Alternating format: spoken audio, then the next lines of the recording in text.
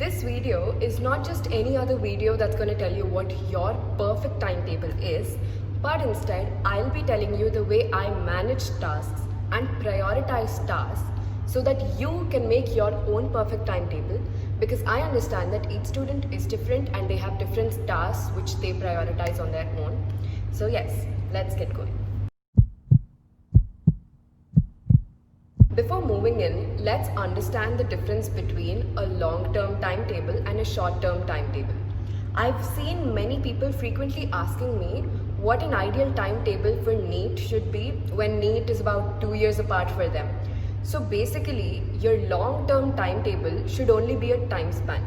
For example, if NEET is 2 years apart for me right now, then I should only decide that I will be studying these many amount of hours on working days until board exams get over for NEET. So that is my basic rule out of a long-term timetable. Now what makes the difference is, and what I'm going to tell you today, is how to make a short-term timetable that is a day-to-day timetable. So now depending on your long-term timetable, your short-term timetable varies with each and every day, and you are supposed to decide how it is going to vary depending on the urgency and importance of your tasks.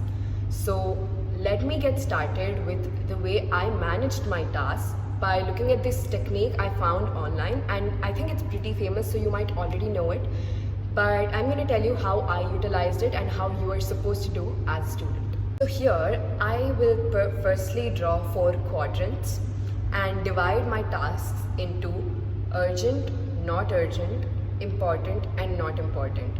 So in this way, I will have 4 set of tasks, out of which one is very urgent and very important, one is urgent, one is not important, one is not important and not urgent, and one is not urgent but important.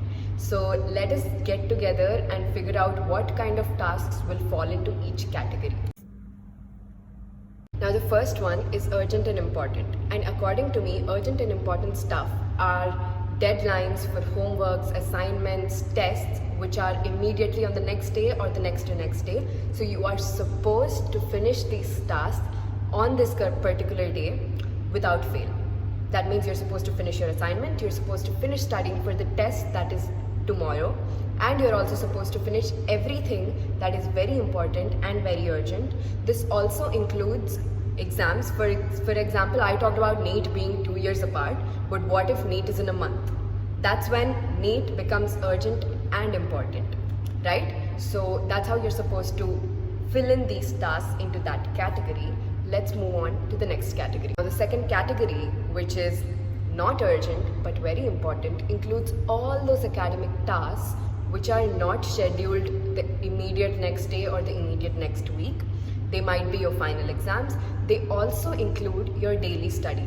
As I told you, for having a balanced, stress-free life, it's important that you finish off whatever you learn in school after coming home.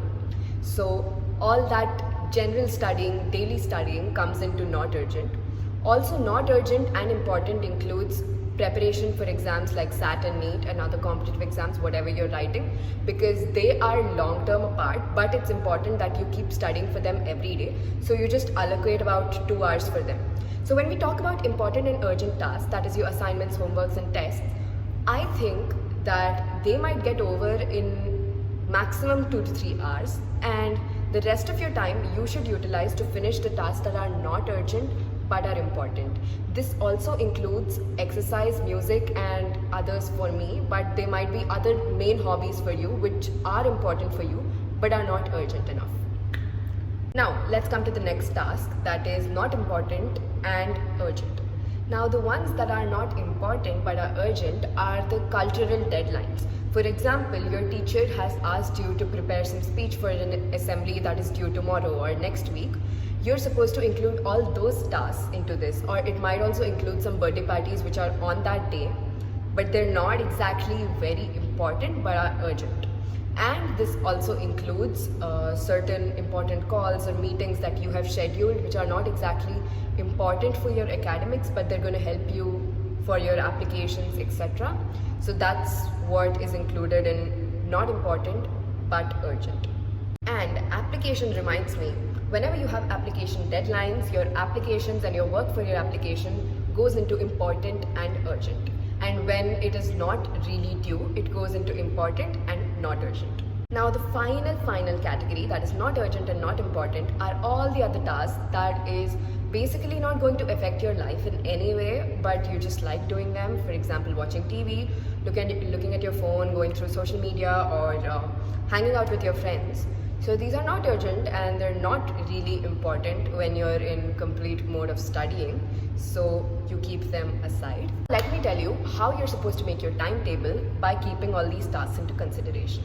Now the first two categories, you have to make sure that you finish all your tasks from urgent and important on that particular day, and there is no excuse for it because these tasks are very little in number and you're going to get done with them very soon. Now once you're done with them, you need to immediately move to tasks that are not urgent but are very important. For example, your application, studying for NEET, studying for STAT, studying for your final exams, general studies. All of these might take up about 3-4 hours of your day too. So finishing out these two main categories of tasks is very important. If you're not able to do the not urgent but important ones, it's okay, but please make sure you finish these first two categories. And if you have time out of these first two categories, then you move on to the not important but urgent ones. I'm pretty sure you're gonna have time left after finishing the first two categories. Then you can move on to your cultural activities. You can go on and go to people's birthday parties which are scheduled on that day. You can attend calls, call people, etc. and do all of those work which are not important but are urgent. And finally, my kind of strategy for the ones that are not important and not urgent are mixing them with my daily tasks. For example, I can watch TV while eating food. I can scroll through social media while eating food, or while doing any other activity which is a part of my daily life. I can also hang out with friends only if I am done and I'm sure that I'll get done with the first three categories of tasks on that particular day. This is how I manage my tasks and manage my time and get done with my academic stuff and social life and cultural activities all at the same time, just by prioritizing your tasks. That is it for today's video. I hope you learned something and thank you so much for watching. If you want more content like this, please let me know. Once I go to college, I might not be able to upload as frequently, but I'll definitely try to upload one video per week.